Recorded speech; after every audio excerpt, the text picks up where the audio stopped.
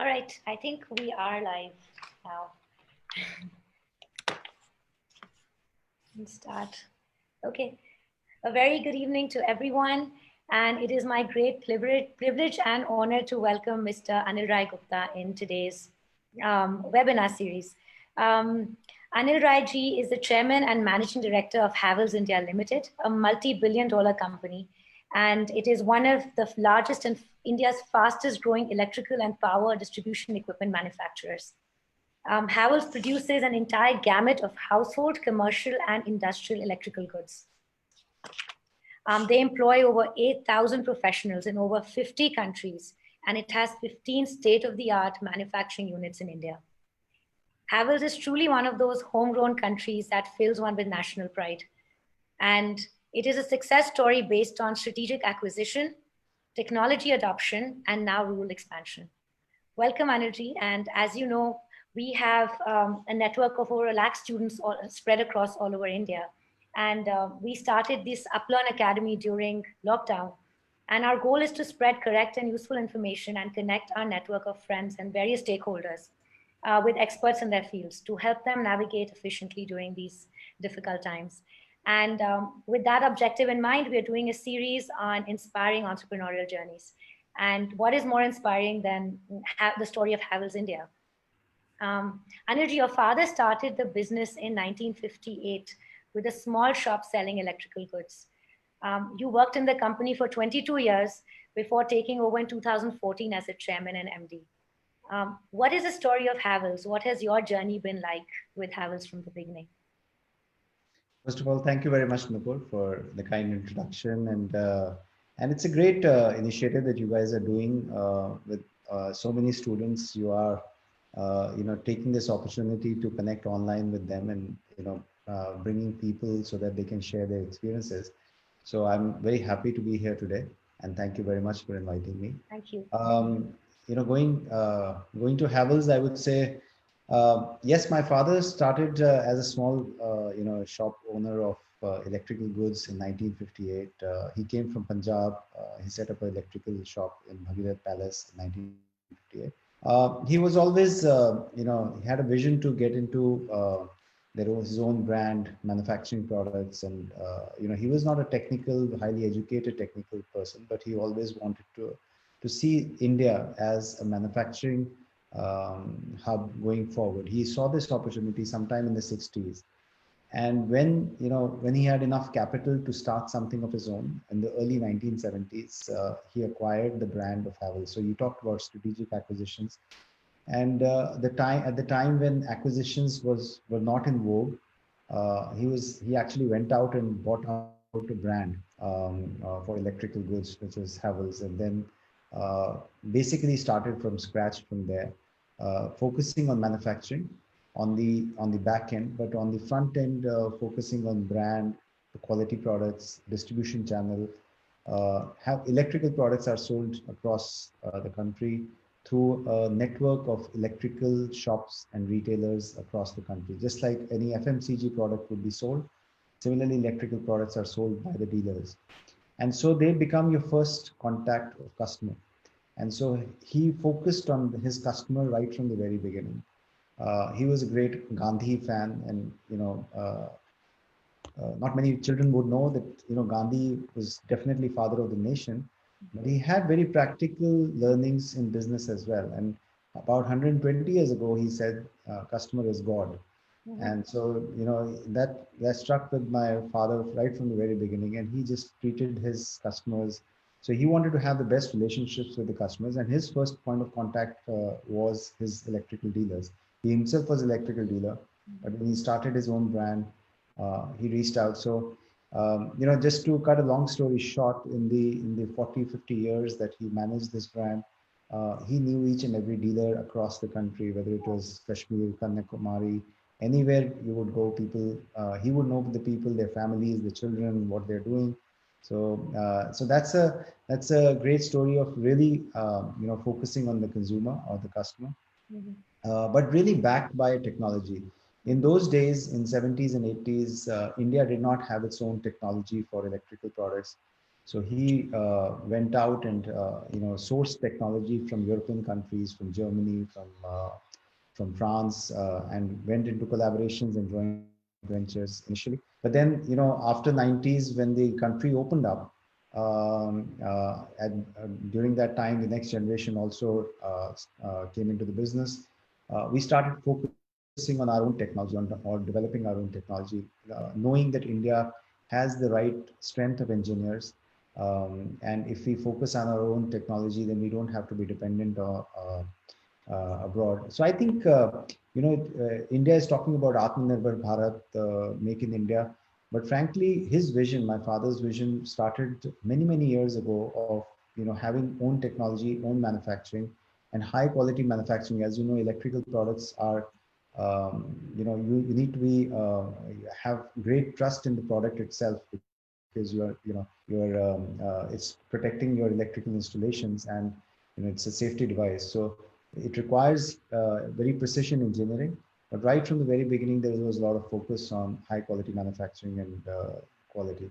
So it's been a long journey. It's been a steady journey, and the focus has always been on the consumer, creating the right brand and the right channel.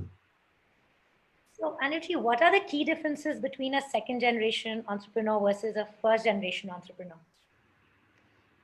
Well, I think it's a very interesting question. Yes, I consider myself as a second generation entrepreneur. I think one of the key differences is the risk-taking ability. The first generation entrepreneur, he has the hunger, he has the courage to take the right risks, and uh, is very adept in taking a very balanced opinion between a balanced decision between risk and risk awareness. So how does one balance between taking the right risk to take it forward, because you have limited capital as a first generation entrepreneur, really balancing it also well. So I think courage, determination, hard work, vision. Most of the successful first generation entrepreneurs need all of that. Um, Second generation entrepreneurs, I think they have a great advantage. And if they are able to take the business forward, then I would say they are usually in second generation, you would find a little bit more education. And because of education, sometimes the second generation can be a bit more risk averse. So they are more into a management mode rather than the entrepreneurial mode. And that's the balance which the second generation needs, whether they can become more of entrepreneurs like the first generation. And if they can be trained under, because probably speaking, they may not be born entrepreneurs, and the first generation, sometimes very successful people have been born entrepreneurs. And the second generation, if they are not born entrepreneurs, maybe because they've been born and brought up in a highly structured education environment, as well as probably the fact that they have a little bit more comforts in the first generation.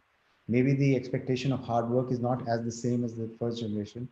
So they get into a mode which is not purely first generation entrepreneurial mode.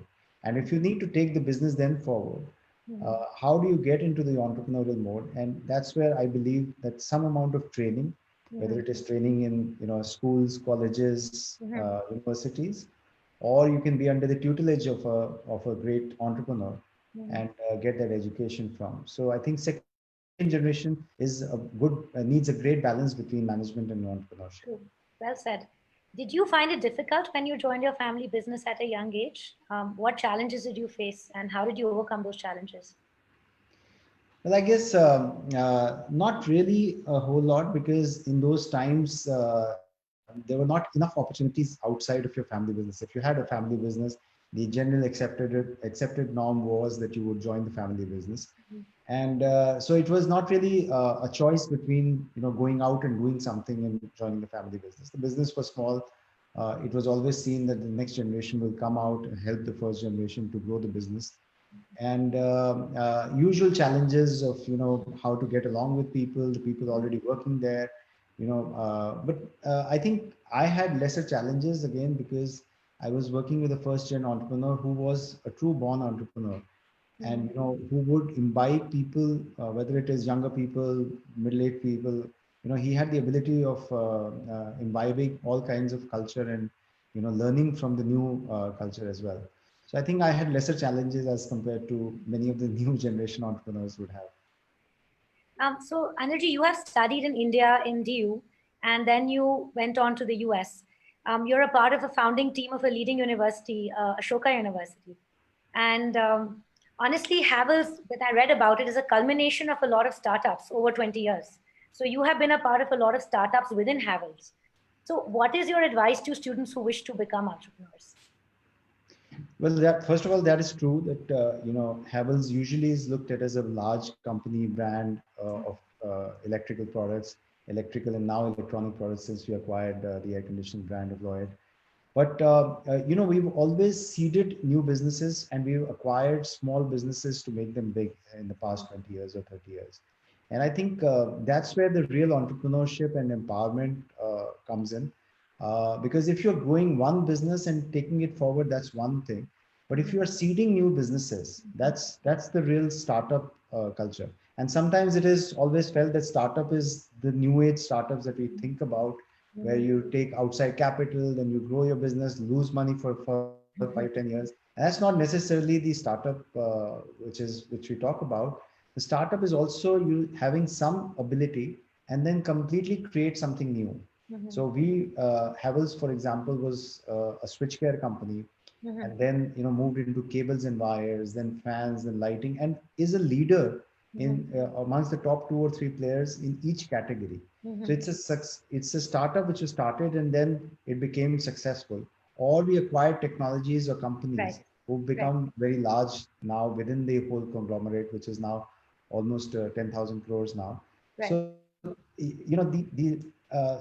again, I would say that startups require huge investments of time, not necessarily by losing money, but it requires investment of technology, time, branding, all those things are required. So a startup requires patience as well and courage to do something new.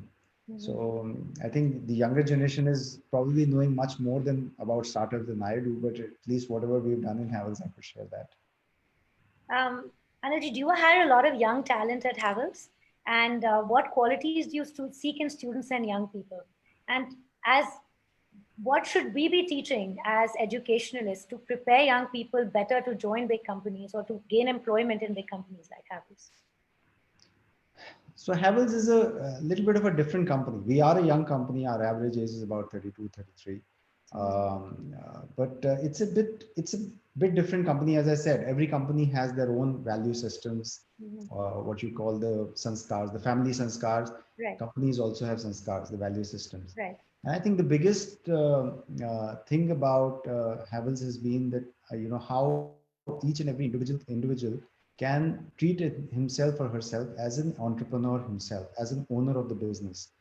I think that's something which is very different than, if you join a multinational corporation, if you join very structured organization, you're given a box, that you have to operate within. You're given full freedom within that box. I think Havells is a very different company where, there are no boundaries. So there is no box. And sometimes it becomes a challenge for younger students to, understand something like that there is no box. They can go out, they can do something of their own. Some of the people thrive in this, some of the people don't. And I think we take time to make people entrepreneurs. We try to inculcate that culture. As I've always believed that management is one part, but entrepreneurship is I think something like a lifeline for growth. And that's something which is required in the young generation. I would say that if they really want to go out and be successful, entrepreneurship is going to be a key success factor. And that's great what you said, that you actually create entrepreneurs in your company. You treat every employee as an entrepreneur. So that's right. I always believe entrepreneurship does not necessarily come from ownership of the company. Because generally it is felt that a professional is a person who gets a salary, and an entrepreneur is a person who owns the business. I would rather say, a good company is where entrepreneurs work like professionals and professionals work like entrepreneurs. Fantastic. So professionals should work as they are owners of the organization. So you don't need to own shares in the company. but you need to own the company. That's great. Fantastic. And so, Anilji, what is the toughest decision you've ever had to take as an entrepreneur? And how do you handle adversity and doubt? Nupur, I feel that entrepreneurs need to take tough decisions day in, day out. And, it's the intensity of decision making can be different. You can't be an entrepreneur if you're not taking tough decisions. Right. And I think, and tough decisions don't necessarily mean where you bet the bank, but something where others have a different view and you have a different view. That's somewhere something which an entrepreneur needs to do regularly. So I feel that we get challenges every day, but as long as we can face those challenges and sleep a peaceful night, then I think we are okay. So we face challenges every day. So I don't really consider, I mean, look at what could be a bigger crisis than COVID. We were just talking before this, education is seeing a completely different turnaround. We saw for the first time in my lifetime, or maybe in my parents' lifetime, we never seen a month without any sales, with full expenses there without any sales. So those are very tough times, difficult times. And how does an organization or an individual respond to the tough times? That's the key. And I think as long as you are in control of the situation, then things don't look that tough. Right. So, Anilji, the norm in business is be the leader or follow the leader. But according to one of your silver contact suppliers, who happens to be a good friend of mine, he told me for Havells and for Anilji, the case is be the leader or buy the leader, as you did in the acquisition of Lloyd's in 2017. And you forayed into consumer durables, which is a 60,000 crore rupee market segment. And what are the challenges and opportunities in the consumer durables market at the moment in India? It has previously been dominated by a lot of international brands. So how has that foray been for Havells? So it's again, a very long question to be answered in a short period of time. But let's talk about acquisitions. You talked about this Lloyd acquisition. Firstly, why does a company do acquisitions? Because if the company believes in growth, acquisition is one way of achieving growth. But you need to then see whether it strategically or financially fits the criteria that you have. Right. We believe that the acquisition of Lloyd was definitely the next phase of growth, or the next opportunity of growth for Havells, because we were in the electrical space. This is a consumer electronic space. Yes, this is dominated by large multinationals, but again, if you follow your value systems, for Havells, the value systems again are on the soft side: entrepreneurship, empowerment, trust, customer relationships. But on the hard sides, technology, manufacturing, innovation. If we focus on all these factors, which are our core values, it's not difficult to match any competition, whether it is global or Indian. Havells has done this in the electrical field when 20 years ago, when on one side the multinationals were coming into India, on the other side the Chinese competition was coming in at very low cost. We were somewhat in between. At that time, Havells decided to stay on, and today we are the leaders in each and every segment, whether it is against the multinational competition or the Chinese competition. So I think it is possible for Indian companies to do so. We've seen not only in the electricals, but we've seen so many examples in whether you see companies like Asian Paints or Eicher or Bajaj or Honda, Hero Honda. So those are companies which have been very successful Indian organizations facing multinational competition. So I think whether it's the consumer electrical industry, there's always a space for a good manufacturer, good brand. Right. So today, energy technology is moving at an exponential rate. Consumer products become redundant very quickly. Case in point would be cassettes, DVDs, even digital cameras. Even Apple, a leader in technological disruption in the market, hasn't come up with anything new since the iPhone. And a lot of industry leaders are saying this could present a problem for a company like Apple too. So in a market like this, what is a major technological disruption do you see, you anticipate in your industry, and how do you prepare for it? Well, Again, innovation is not necessarily based on products only, and yes, there are certain product categories where there is faster change of product life cycles as compared to other industries. Havells is in a field where the product life cycles are longer as compared to a very highly electronic, like mobile phone kind of an industry. First of all, you gave an example of Apple. We've been talking about Apple since Steve Jobs passed away. That, Right. I mean, and really after that, nothing has come Yeah. beyond iPhones. But the fact is that it was $400 billion company. Today is $1.6 billion. So it's 4 times in the last 10 years. Right. So it is, success is not necessarily just by a product itself. Success is dependent on many factors. Mm-hmm. And as long as you are innovating yourself, innovating the company in each and every aspect, whether it is, cost leadership, manufacturing, branding. So there are various ways. I'm not going against the fact that technology is changing very fast and you need to be completely abreast with it. But Mm-hmm. that plays a part of it. Mm-hmm. Yes, you have to be ahead of the competition, for which you should make the right investments in the organization. And I think R&D is one part of it, but there are so many key success factors for any organization. So are you, do you rely heavily on R&D in your company? As I said, we started this process way back in the late 90s Right. when India opened up. Right. And since then, we are each and every product of Havells, whether it is an air conditioner or a high precision miniature circuit breaker, everything is developed in India in-house. Amazing. Fantastic. So how has COVID impacted your business, and how are you motivating your employees? You have 8,000 plus employees. How do you motivate so many people to work from home? And have you made any major changes in the way you operate because of COVID? Well, I think as far as employees are concerned, we have a highly motivated team. And the lockdown happened on the 22nd. We all got together within the next couple of days. All the 8,000 employees, we were on one call together, and I Wow. addressed them. And communication is very key, is the key. And I think in Havells, there were no drooping shoulders at any point of time. As I said, there were months where we did not have sales. End of March, April, we did not have any sales, but there were no drooping shoulders. We were working constantly on innovating for the future. And I think, when the lockdown has opened up, we believe we have come out as a stronger company, more technology, more innovation oriented than even before. So I'm pretty satisfied with the fact that what has come out of the COVID. Of course, it was not a comfortable for a time for anyone, Mhm. but as an organization, we are definitely better than even before. Fantastic.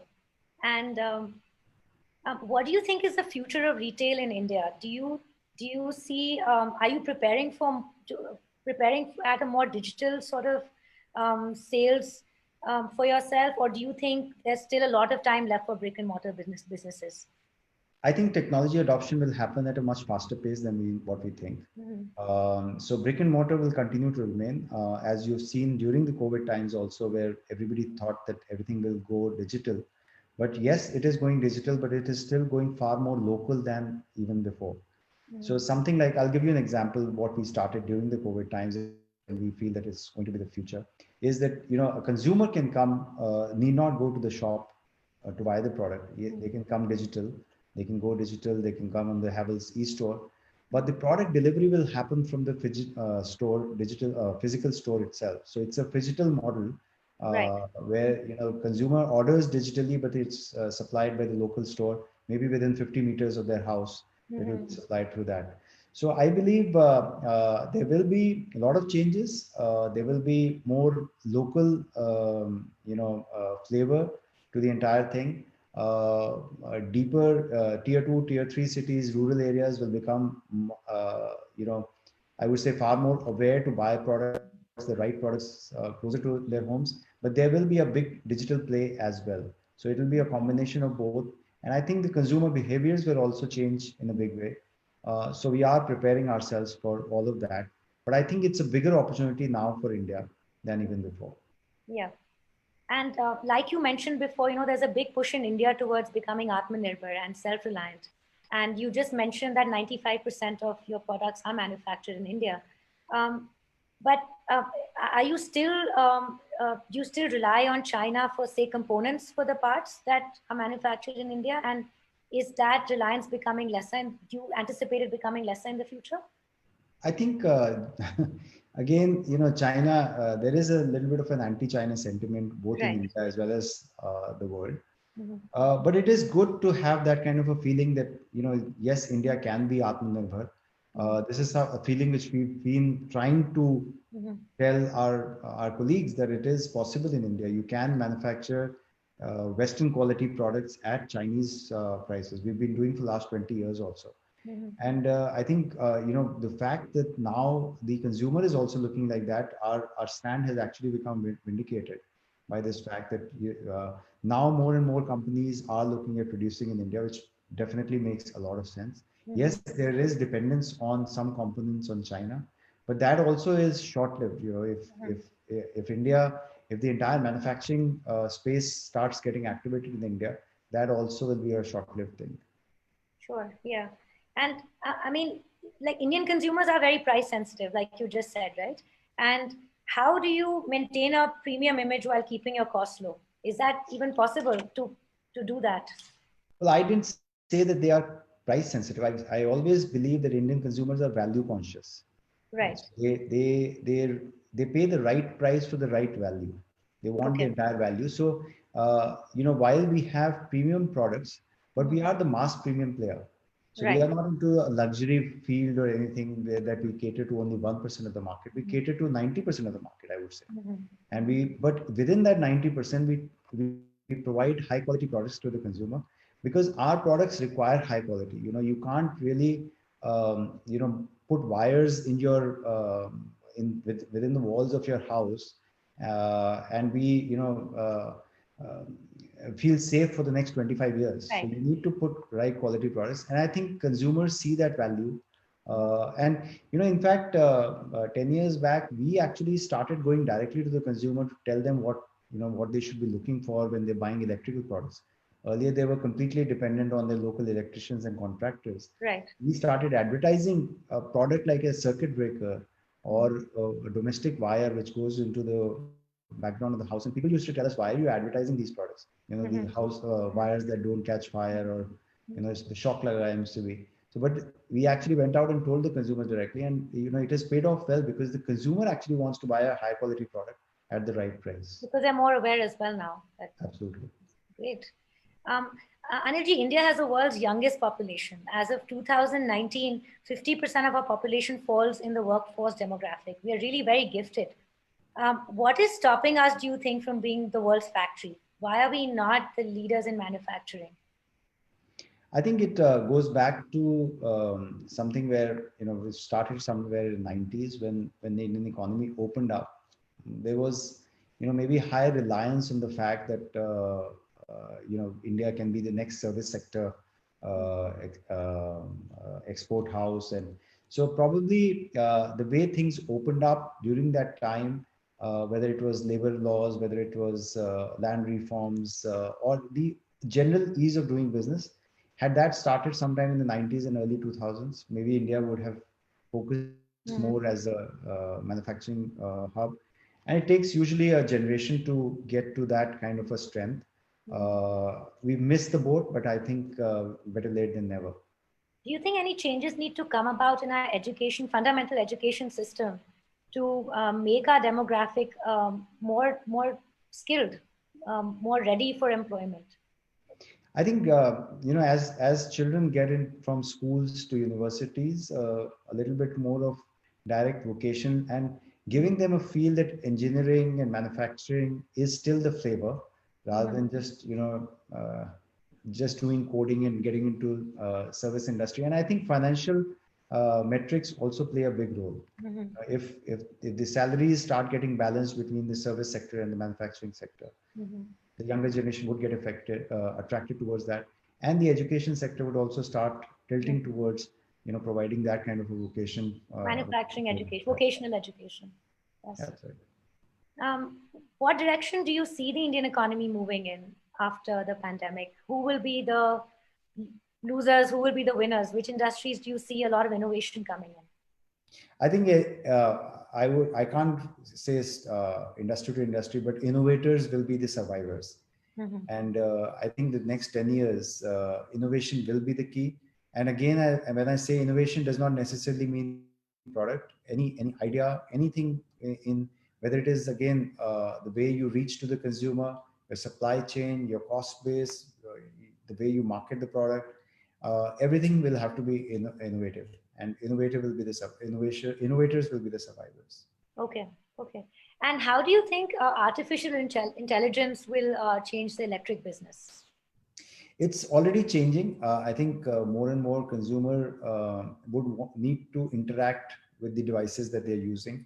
Mm-hmm. So whether it is the lighting field or the consumer appliances that people use, they want everything to be IoT based. And going forward in the next 2 or 3 years, more and more information. So the consumer now is an information seeker. So the Mm-hmm. more information, the more connected they are to the things that they use. That's what will be the future. And so artificial intelligence, machine learning, again, a lot of companies will have to focus to put everything into their products, the way they reach to the consumers and the way they manufacture as well. Right. So, is there any particular industry that you see which will benefit a lot from COVID moving forward in the next couple of years? See, COVID is a very, I think, very small. Yes, it is. It has changed a lot, but Right. I believe that every industry will have opportunities. As you rightly said, India is a large country. It has a very young population. Mm-hmm. I doubt very much that any industry will die, whether it is the travel industry or cinema or everything will come back. But the way it will come back may be different, and that's where the innovation which is required. Anuji, how did Havells deal with demonetization and GST changes? This government brought about a lot of changes in the way companies work. How did it affect you, and did it affect you at all? Well, any disruption affects companies, Mm-hmm. and demonetization was a disruption. GST changes were a disruption. But I believe we've always felt that these disruptions which have happened Mm-hmm. have favored those companies which have been more transparent in their businesses.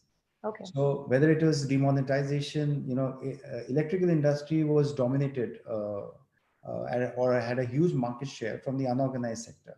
Mm-hmm. These two major disruptions have actually increased the share for the organized sector as against the unorganized sector, because these two disruptions have brought in more transparency into the Mm-hmm. business. Mm-hmm. So I believe we've gained out of any such positive disruptions So you think demonetization was a positive disruption, in your opinion, for the country as a whole? for businesses which are more organized. Okay. Okay. Um, so what are the key values, Anuji, that you teach your children? Well, again, there are, as I said, there are family values, there are business values. Family values are also extremely important. And if you are managing your own family business and you can marry the family values with the business values, nothing like it. Right. So, whatever we've learned from our parents, we are passing on those kind of things. As I said, my father was a big, fan of Gandhism and honesty, transparency, consumer orientedness, but at least within the family, straightforwardness, family values, transparency, humility. Those are the kind of values. I'll be lucky that if I can pass it on to the children, if they can pass it on to the children, those are the definite. I know, Anuji, you wrote a book about your father, and I hope to write a book about my father one day too. Um, so, what would you say are the three key things that you learned, which you still apply in your everyday life, either professional or personal, from your father? Three key things. Mm. Our students would love to hear that, because that's a question I'm repeatedly getting again and again. So my father was a big believer in transparency. So whatever was inside was outside. I've written in the book that he would talk to my mother on the speaker phone in front of 20 executives. So he was a big believer in transparency, and he believed that same transparency should be in a company also. Okay. So that was one thing. I think humility was another key thing that I learned from him. and of course, a desire to learn always. I think, yeah, I've written in the book again that at the age of 75 also, he had like childlike enthusiasm to learn new things. Always, every day he would come, understand how we can grow, what needs to be done new, what is not right. So he had a enthusiasm for learning all the time. And I can't really put it down to three because there are so many things which I've learned from him. Great. And how have you kept yourself occupied, Anilji? What is a typical day in your life? Managing so many companies, so many employees. What is the typical day in your life? How do you manage your day? So simplicity was another thing which I learned from my father, and I like to keep my life simple. Okay. And frankly, I'm not a workaholic. I work normal hours. You know, 9 to 5, 9 to 6. During the lockdown times, I come to my office within the home as well, about 9:30. Then work till about 5. And the rest of the time, if it's with social friends sometimes, but most of the time is spent with the family. So very simple again lifestyle, work and family. And what is the role of spirituality in your life, Anilji? Does it play a role? And do you rely on any tools or techniques to when you're faced with a difficult situation? So again, going back to my father was a true believer in karma yoga, Right. and I think I've taken it from him. I'm trying to get deeper into this as well, and this the Gita philosophy of Mhm. doing karma yoga without having any um, fall in mind, Right. and trying to do the right things all the time. Try to excel at everything, whether you're doing things for the family, the community, or the business. Do whatever you can to your best of the ability. I know that there's a lot of CSR initiatives that Havels has undertaken. Is there any particular project which is close to your heart? Um, Well, again, CSR was a mandate which was again started about 5 or 6 years back. But we've been doing CSR for ever since we started the company. mhm. So they are actually all close to the heart. So they are not something which is mandated by the government. Right. Something which we started as a midday meal scheme, about 1,000 children from our factory kitchen. Amazing. Mhm. Now is about 60,000 children. But I think what really strikes us is that whatever we take from the environment or the community, we should give it back. Mhm. And just a couple of things I'll mention here that our plants use a lot of water. Mhm. So we decided that we should give back to the environment. So today, Havells is the only water positive company in the Wow. country. So Mhm. we actually discharge more water than we actually consume. Wow. And similarly, we realize that all our products are packaged in paper, wood, cardboard. So we actually felt that we should be a wood positive company as well, not just paper positive, water positive company. So we estimated once that we probably cut almost 300,000 trees every year Mhm. to use paper and packaging material. And so now, for the many years now, we've been planting at least 400,000 trees every year. So we Amazing. want to be a water positive company. So anything which we take from the community, we should give far more back to the community. Right. Great initiative. I hear through my secret sources, Anilji, that you're a really good singer, and that you don't you sometimes pick up the mic at events and give it a go, and people really love your singing. Has that always been your passion? And what other passions do you have besides working? And Well, singing is I would say not necessarily a passion, but a stress buster for me. right. Uh, During these lockdown times, also, it has helped me, pass my time during the free times as well, other than the family. But yeah, singing is one of the major things. Of course, I'm an avid golfer. I like to read history. Amazing. Most of the times, if I'm reading something, I like to read history books, old history, Indian history. So those are the kind of hobbies that I have. Any particular book, Anilji, that you can recommend for our students to read, which impacted your life? Well, a book which has impacted my father's life as well. It was written in 1936 by a person called Dale Carnegie. I recommend to every employee of Havells, I recommend to children as well, how to win friends and influence people. Okay. Because I think one last thing I would say to the children as well, that when you go to the universities, the business universities will talk about the 4 P's of marketing: the product, the price, the placement, the promotion. I think what many of the universities don't teach is people, the 5th P. And I think this book really teaches a lot about people, how to manage people, how to influence people, how to be the right person as to influence people. So I think this is a good Bible for That's a for very, children. very interesting point, that people managing skill is sometimes much more important than a lot of other P's. And that's something that, can't be just taught at university. But I mean, I think that's a skill I think we should start teaching at our university and schools as well, if possible. Lastly, Anilji, I Absolutely. just wanted to ask you if you have any advice for any budding entrepreneurs that we have amongst us, say a 14-year-old or a 15-year-old or even a 20-year-old. Any advice you have if they have that spark in them to become an entrepreneur? Well, everybody should become an entrepreneur. Mm-hmm. So first of all, if is not the question.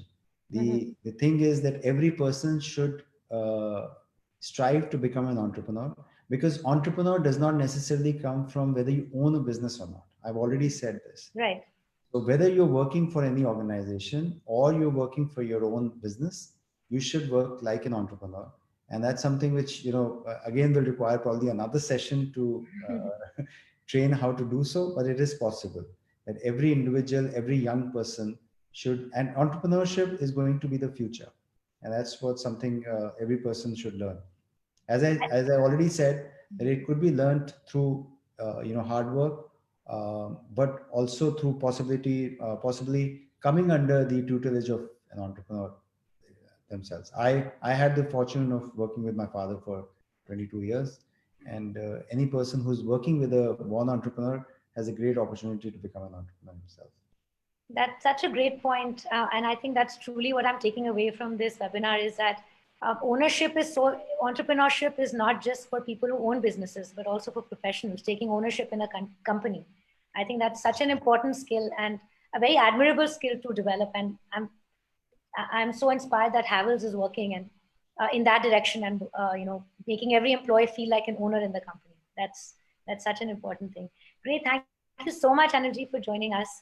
It was truly a very, very inspiring webinar, and I'm sure everyone learned a lot from it. Thank you so much for joining us today. Thank you very much, And I Madhu. wish It you was all a the wonderful. best, and I wish all the best to Havells. May Havells double and triple in size. Thank you Thank you so so much. much. Thank Thank you. you, Thank you. Anilji. Bye. Thank you.